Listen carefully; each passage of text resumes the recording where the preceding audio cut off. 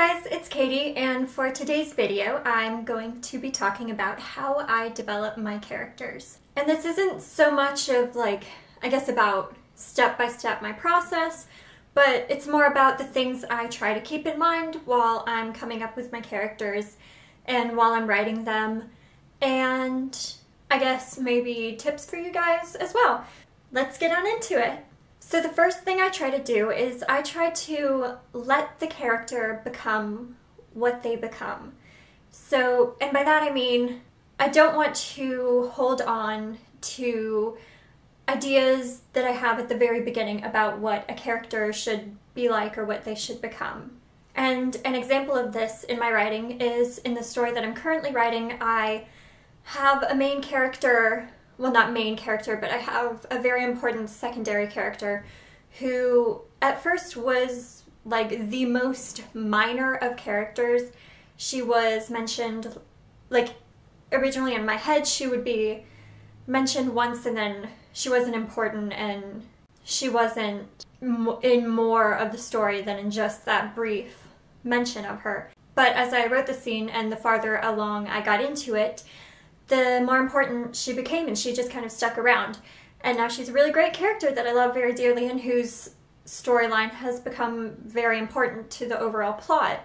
And I wouldn't have had that if I had clung to my original idea of her not being important. The next thing is to give a character the right name.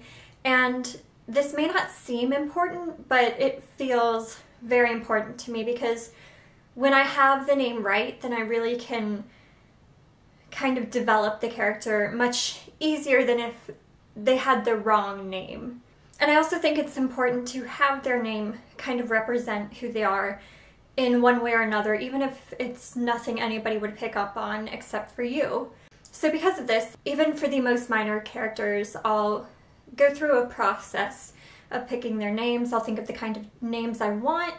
I'll go on like baby name websites, look it up. I'll think about things I've read. Like for example, I'm currently reading Mort Darthur. 2 of my characters so far have been named after characters in Mort Darthur because I love Mort Darthur and I feel like those characters really, I mean they're not the same, but they have certain qualities that I find similar. So really having that good name, that's a name that I think represents who they are, helps me learn more about them. And I think in me knowing more about them helps convey that to the reader, if that makes sense. The next thing I try to do is I try to avoid having a stereotypically good character and a stereotypically bad character.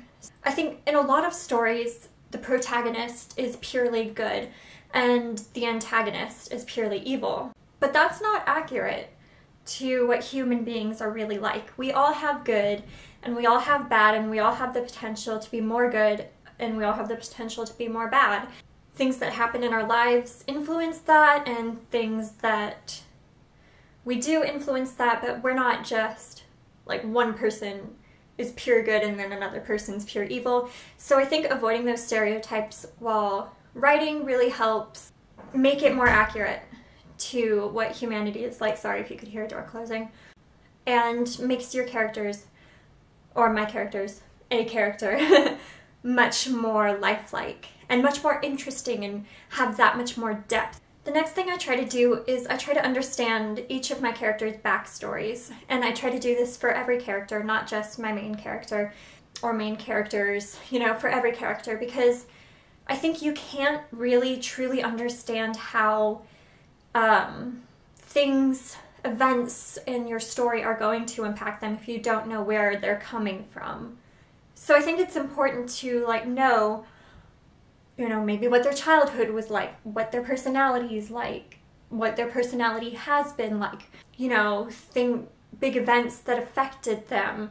You know, if they're a bad person, why are they this way? If they're hurt, what hurt them? And I think it's important to understand that even if readers never see that, because like I said, you know, you can't truly understand where they are and where they're coming from in like the present part of the story unless you know what has happened to them and where they have been, because all of that influences how they react to, you know, the events that happen in the story. And the last one kind of goes along with the one about avoiding stereotypically good characters and stereotypically bad characters, and that is to give each of your characters a motivation for doing something that they believe in. No one does anything, like as humans, none of us do anything that we think will only result in bad. You know, we may do bad actions, but, you know, at the base of that, we have to have some sort of belief that what we're doing will be worth the bad, or, you know, maybe we believe it's good, I don't know. So, you know, even if you do an action that you don't like, you do it because you think that there's at least a small amount of good that will come out of it, either for others or for yourself, that makes that action worth it to you. And you know, your characters are the same way. No, I don't want any of my antagonists to believe that they're wrong, because that's inaccurate to what human beings are like. I want them to have a reason for doing what they're doing. And, you know, it may be bad, it may be terrible, but they believe that there's something that's worth it that will result from it to them, or they believe that what their actions are actually good actions, even if the rest of the world perceives them as bad.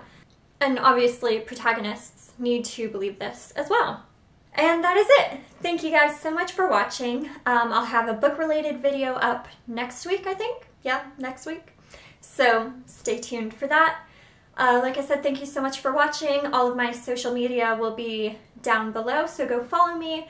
I constantly post about writing and reading and all of that great stuff. So if you want to keep updated with what I'm doing, follow me. I would love to see you on all of my social media. Thank you so much for watching. I hope you have a great day. Bye!